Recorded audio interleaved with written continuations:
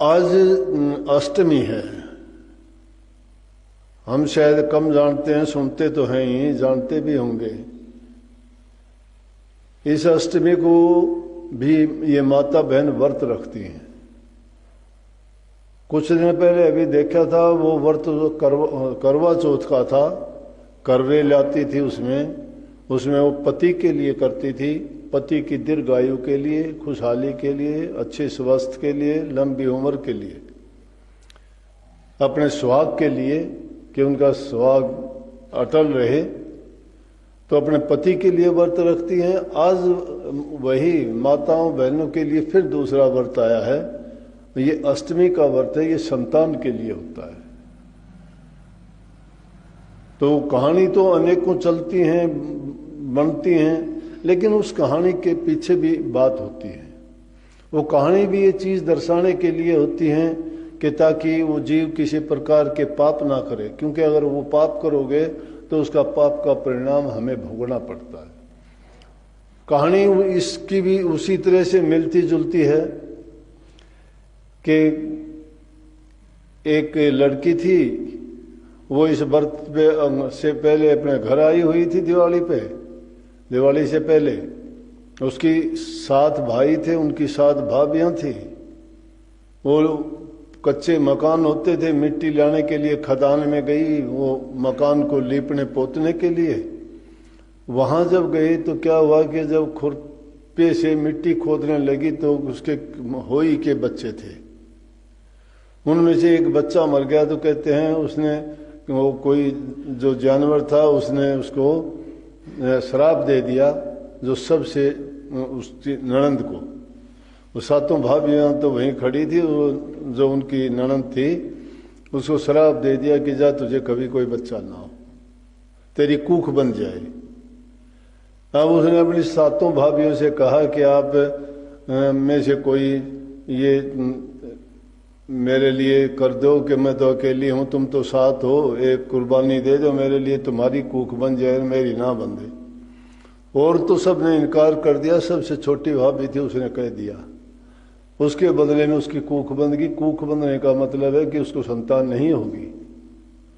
अब सबको संतान होगी, उसको जब नहीं हुई तो औरत को बड़ा दुख होता है। माँ है ये, सृष्टि की रचयिता है ये, सृष्टि इन्हीं के द्वारा चलती है। और जब जो बच्चा पैदा नहीं करती है तो उनको इस बात की कमी खलती है अपने जीवन में कि मुझे बच्चा होना चाहिए, क्योंकि पूरी दुनिया को होती है। तो देखा, ये जरूरी भी नहीं है। बहुत से ऐसे हैं संतुष्ट हैं कि क्या करना, हमने क्या कर लिया, लेकिन बहुत कम ऐसे हैं देखा देखी वो सोचते हैं। वैसे तो अगर दुनिया में देखा जाए तो संतान वाले भी दुखी हैं। उनको संतान होते हुए इतने कि वो उनके बारे में मैंने बुरा भला बोलता सुना कि इनको परमात्मा उठाता भी नहीं है, निकम्मे हैं, काम नहीं करते हैं। कोई गलत रास्ते चलता है तो अखबारों में उनमें निकलवा देते हैं कि मेरा संतान से कोई संबंध नहीं है। या ऐसे ऐसे कोई भटक जाते हैं, उनके बारे में उनको माँ बाप को क्या क्या सुनना पड़ता है। कहते हैं इससे अच्छा तो ये पैदा ही नहीं होता, मुझे तो अच्छा था।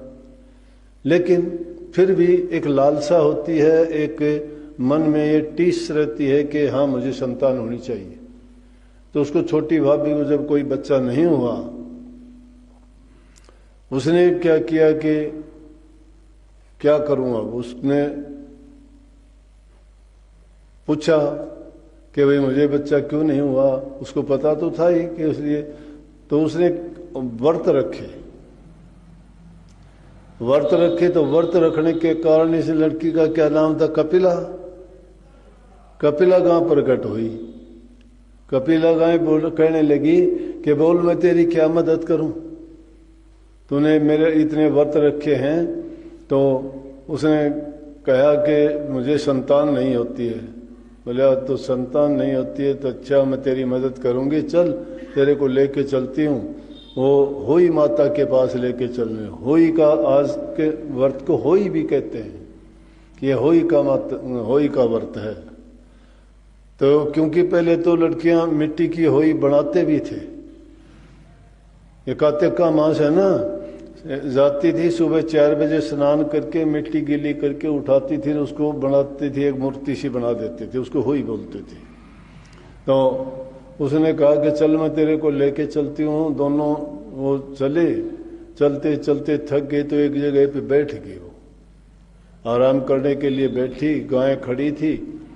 तो वहां देखा कि एक गरुड़नी के बच्चे थे उसके घोंसले में, और उनको खाने के लिए एक सांप आ रहा था।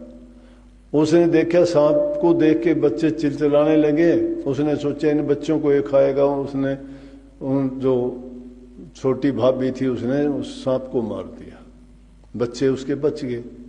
लेकिन जब गरुड़नी ने आया तो उसने सोचा कि ये तो मेरे बच्चों को मार देती है, इसने ये मारने वाली थी। उसने उसी पर झपट्टे मारने शुरू कर दिए। जब सांप को मरा हुआ देखा तो बच्चों ने बताया कि इसने तो हमारी जान बचाई है, और उसने भी कहा कि मैंने तेरे बच्चों की जान बचाई है। कपिला गाय उसको कहने लगी, तो वो कहने लगी कि इसकी ये बात थी। बोली कि मैं तुम्हारी क्या मदद करूं। अब इनमें कहानी का मतलब देखो कि एक तरफ कहते हैं कि कर्म जो इंसान करता है उसका कर्म का परिणाम है। भूल से उससे बच्चा मरा तो उसको उल्टा श्राप मिल गया कि तुझे भी संतान ना हो। लेकिन उसके बदले में अगर उसने नेक काम किया, उसके बच्चे बचाए, तो वो जो उसने उस गरुड़ जी ने क्या कहा कि बोल मैं तेरी क्या मदद करूं। कहने लगी मुझे इस तरह से श्राप मिला हुआ, मुझे संतान नहीं होगी। बोले फिर कि मैं होई माता के पास जा रहे थे हम। बोले कि बैठ मेरी पंखों पे, और वो गरुड़ ने ले जाए कि होई माता के पास लेके गई। अब होई माता के उपकार किया हुआ कभी खाली नहीं जाता। ये सिर्फ कहानी नहीं है, इसमें कितनी अच्छी बात आई है। उसमें है कि तुम किसी का उपकार करते हो, बदले में तुम्हारा ही भलाई होगी। तुम किसी को दुख देते हो, बदले में तुम्हें दुख होगा। तुम किसी बात को लेके कोई पर्ण करते हो तो तुम्हारी साधना है, वो साधना पूरी होगी। सत्संग है क्या? ये वर्त अकेला नहीं है, इसमें कि बात जो है उन बातों के महत्व को पहचानने की कोशिश करनी चाहिए। लेकिन एक परिपाटी पड़ गई, उन बातों को तो जानते ही नहीं हम तो पाखंड पूजा में पड़ गए, जिसके लिए संतों ने तो इतना तक कह दिया। एक वो भजन सा बना रखा है कि बुढ़िया भोली भजन बिना कैसे तिरेगी।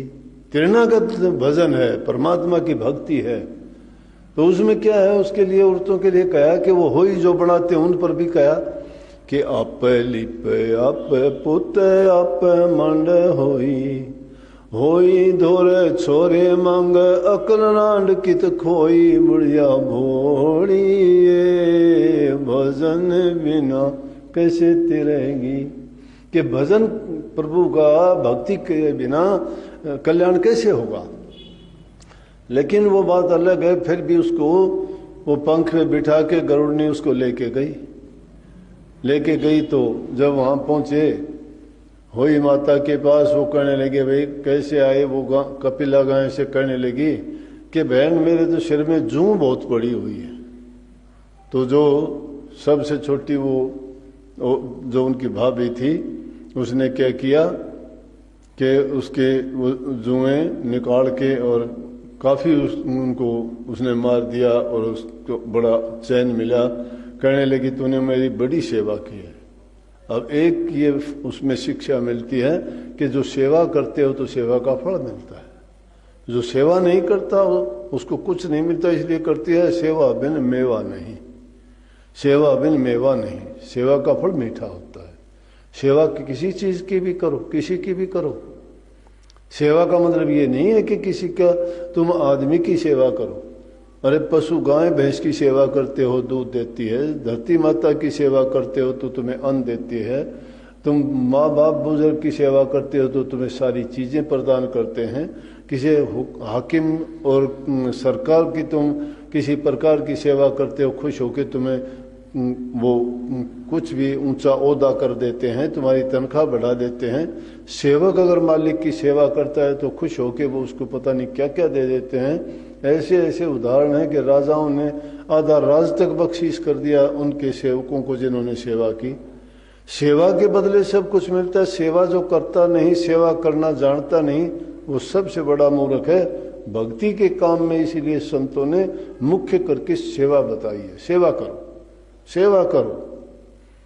सेवा, हम सेवा कहाँ करते हैं? हम तो यूं इंतजार करते रहे दूसरा हमारी सेवा कर दे। कोई दूसरे से सेवा करवाना अपने ऊपर कर्ज चढ़वा लेना है, और दूसरे की सेवा कर देना समझो कि उसने बहुत कुछ उससे हासिल कर लिया है, प्राप्त कर लिया है। जिस किसी चीज की भी सेवा करोगे, जो उसके पास है वो तुम्हें सर्वस्व अपना देने के लिए तैयार हो जाएगा।